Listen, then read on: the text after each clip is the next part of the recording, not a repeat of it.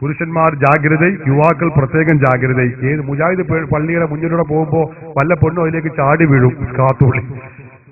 അപ്പോൾ ഒരു സ്വാഭാവിക സംശയം എന്താ, ബൈക്കിന്റെ പിന്നിലിരുന്നാൽ ബാലൻസ് ക്ലിയർ ആണെങ്കിൽ നമുക്കറിയാം, പുരുഷന്മാരായ നമുക്കാണ് ഈ സുഖാണ്, ഒരു കാലം അങ്ങോട്ട് ഒരു കാലം ഇങ്ങോട്ട് ഇട്ടിരുന്നാൽ സംഗതി ക്ലിയർ ആയി കിട്ടും അല്ലേ.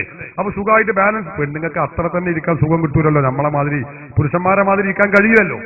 അപ്പോ അവരെന്ത് ചെയ്യേണ്ടി വരും, രണ്ടു കാലും മുന്നിൽ കിട്ടിട്ടാ ഓരിരിക്കേണ്ടി വരിക.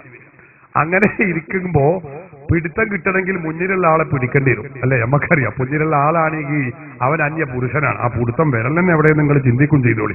ഏതാവട്ടെ, അങ്ങനെയാണ് ബൈക്കിന്റെ പിന്നിലെ പിടുത്തം വരിക. അപ്പൊ സ്വാഭാവികമായും അത് തൊടേണ്ടി വരും അന്യ പുരുഷനെ. അപ്പൊ അതിന് മുജാഹിദ് മൗലവിയുടെ ഫത്വ നേരത്തെ തന്നെ അഡ്വാൻസ് ആയിട്ട് ഒരു ഫത്വ അങ്ങോട്ട് ഇട്ട് കൊടുക്കുകയാണ്. എന്താ എന്നാൽ സ്പർശനം ഒഴിവാക്കാൻ പരമാവധി ശ്രമിക്കേണ്ടതാണ്. പരമാവധി ശ്രമിക്കണം. പിന്നെ ബൈക്കല്ലേ, വല്ല കുണ്ടിലും കുഴിയിലോട് ചാടുമ്പോ അടക്കിയോടെ പിടിച്ചന്നെ, അത് കാര്യാക്കണ്ട. എങ്ങനെയുണ്ട് മുജാഹിദിന്റെ ഫത്വ? എന്നിട്ട് കഴിഞ്ഞില്ല, ചോദിക്കണത് എന്താ, എന്നിട്ട് പറയുന്ന ഒരു നിബന്ധന ഉണ്ട്. മുജാഹിദാകുമ്പോ നമ്മള് എന്തെങ്കിലും പറയാൻ പറ്റൂലല്ലോ, ഉള്ളതൊക്കെ പറയണം. നിബന്ധന എന്താന്ന് വെച്ചാല്, സംഗതി ഇങ്ങനെയൊക്കെ ആണെങ്കിലും 24 മണിക്കൂറിന്റെ ഉള്ളിൽ പെണ്ണിനെ തിരിച്ചേൽപ്പിക്കേണ്ടതാകുന്നു. അതായത് ഒരു രാത്രിയും ഒരു പകലും ദീർഘമാവാത്ത യാത്ര നോക്കണം നിങ്ങൾ. അതിനെന്നെ 24 മണിക്കൂർ അറിയാം. ഒരു ചെറുപ്പക്കാരൻ ഒരു പെണ്ണിനെ കിട്ടിയ 24 മണിക്കൂർ വേണം. ഒപ്പന എവിടുന്ന വരുന്നത്?